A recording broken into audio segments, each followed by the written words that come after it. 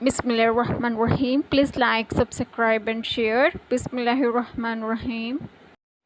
السلام علیکم. میری آپ سبھی سے التجا ہے کہ ایک مرتبہ درود ابراہیمی پڑھ لیجیے گا. بسم اللہ الرحمن الرحیم. اللہم صلی علی محمد وعلی آل محمد کما صلیت علی ابراہیم وعلی آل ابراہیم انک حمید مجید. اللہم بارک علی محمد وعلی آل محمد کما بارکت علی ابراہیم وعلی آل ابراہیم انک حمید مجید. بسم اللہ الرحمن الرحیم. ان کے دلوں میں بیماری ہے تو اللہ نے ان کی بیماری اور بڑھائی، اور ان کے لیے دردناک عذاب ہے بدلہ ان کے جھوٹ کا. اور جو ان سے کہا جائے زمین میں فساد نہ کرو تو کہتے ہیں ہم تو سنوارنے والے ہیں. سنتا ہے وہی فسادی ہیں مگر انہیں شعور نہیں. اور جب ان سے کہا جائے ایمان لاؤ جیسے اور لوگ ایمان لائے ہیں تو کہیں کہ ہم احمقوں کی طرح ایمان لے آئیں. سنتا ہے وہی احمق ہیں مگر جانتے نہیں. اور جب ایمان والوں سے ملے تو کہیں ہم ایمان لائے، اور جب اپنے شیطانوں کے پاس اکیلے ہوں تو کہیں ہم تمہارے ساتھ ہیں. ہم تو یوں ہی ہنسی کرتے ہیں. اللہ ان سے استہزا فرماتا ہے جیسا اس کی شان کے لائق ہے، اور انہیں ڈھیل دیتا ہے کہ اپنی سرکشی میں بھٹکتے رہیں. یہ وہ لوگ ہیں جنہوں نے ہدایت کے بدلے گمراہی خریدی تو ان کا سودا کچھ نفع نہ لایا، اور وہ سودے کی راہ جانتے ہی نہ تھے. ان کی کہاوت اس کی طرح ہے جس نے آگ روشن کی تو جب اس سے آس پاس سب جگمگا اٹھا اللہ ان کا نور لے گیا اور انہیں اندھیروں میں چھوڑ دیا کہ کچھ نہیں سوچتا. بسم اللہ الرحمن الرحیم. آج جو بات میں آپ لوگوں سے ڈسکس کروں گی وہ یہ ہے کہ جو لوگ دار آخرت اور جو کچھ اس میں ہے جزا و حساب وغیرہ پر یقین و اطمینان رکھتے ہیں، اس میں اہل کتاب وغیرہ کفار پر تعریض ہے جن کا اعتقاد آخرت کے متعلق فاسد ہیں. اولیاء کے بعد آدھا کا ذکر کرنا حکمت ہدایت ہے. شان نزول ہے. یہ آیت ابو جہل اور ابو لہب وغیرہ کفار کے حق میں نازل ہوئی جو علم الہی میں ایمان سے محروم ہیں. ان کے حق میں اللہ تعالیٰ کی مخالفت سے ڈرانا نہ ڈرانا دونوں برابر ہیں، مگر حضور پاک صلی اللہ علیہ وآلہ وسلم کی کوشش بیکار نہیں. مسئلہ اگر قوم نصیحت حاصل نہ بھی کرے تو ہادی پر ہدایت کا ثواب ضرور ملے گا. اس سے اس آیت میں حضور پاک صلی اللہ علیہ وآلہ وسلم کی تسکین کی خاطر تسلی اور دلجوئی ہے کہ کفار کے ایمان نہ لانے پر آپ صلی اللہ علیہ وآلہ وسلم غمگین نہ ہوں.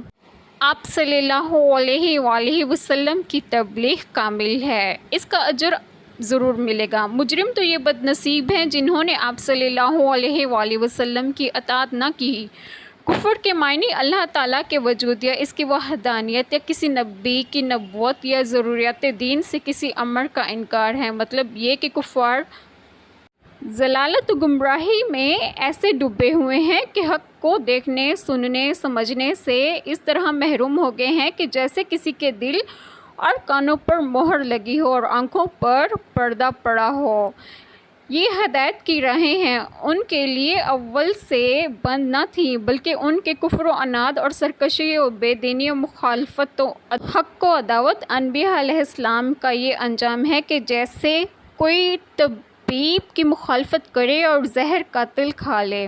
یہاں 13 آیات منافقین کی شان میں نازل ہوئی جو باطل میں کافر تھے اور اپنے آپ کو مسلمان ظاہر کرتے تھے. اللہ تعالیٰ نے فرمایا وہ ایمان والے نہیں، یعنی کلمہ پڑھنا، اسلام کا مدعی ہونا، نماز روزہ ادا کرنا کافی نہیں، بلکہ مومن ہونے کے لیے جب تک دل میں اس بات کی تصدیق نہ ہو. اس سے معلوم ہوا جتنے بھی فرقے ہیں ایمان کا دعویٰ کرنے والے اور کفر کے اعتقاد رکھتے ہیں، سب کا یہی حکم ہے کہ کافر خارج از اسلام ہے. ایسے کو منافق کہتے ہیں. انبیاء علیہ السلام کو بشر کہنے والوں کو کافر کہا گیا ہے. انبیاء علیہ السلام کی شان میں ایسا لفظ ادب سے دور اور کفار کا دستور ہے. اللہ تعالیٰ ان سب سے پاک ہیں جو انہیں کوئی دھوکہ دے.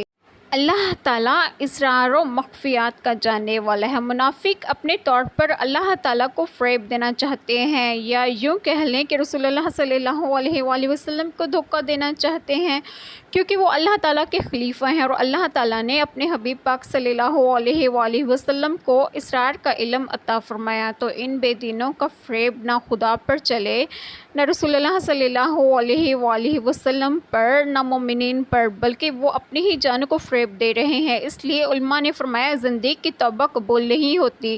بدعقیدگی کو قلب کا مرض کہا گیا ہے۔ بدعقیدگی روحانی زندگی کے لیے تباہ کن ہے۔ اس آیت سے معلوم ہوا کہ جھوٹ حرام ہے، اس پر عذاب علیم مرتب ہوتا ہے۔ کفار سے میل جول اور دین کے معاملے میں مدافعت اور اہل باطل کے ساتھ چاپلوسی اور ان کی خوشی کے لیے صلح کل بن جانا اور اظہار حق سے باز رہنا شان منافق اور حرام ہے۔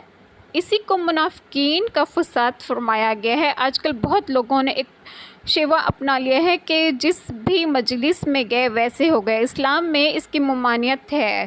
ظاہر و باطن کا یکساں نہ ہونا بڑا عیب ہے۔